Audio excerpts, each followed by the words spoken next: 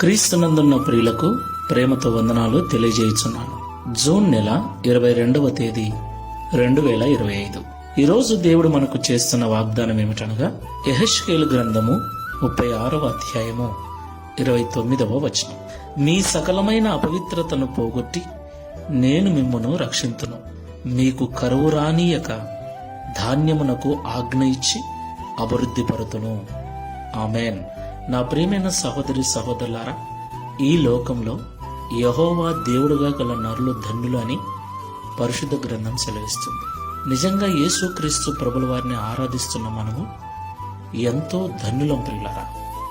ఎందుకంటే మానవుని యొక్క జన్మ కర్మ పాపములను తీసివేయగల ఏకైక పరిశుద్ధుడు యేసుక్రీస్తు ప్రభుల వారు ఒక్కరే.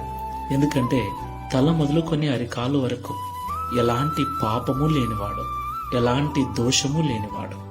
ఆయన పరిశుద్ధుడై ఉన్న దేవుడు.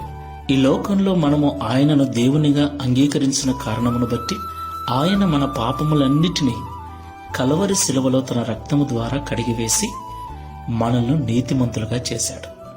దేవునికి మహిమ కలుగునుగాక.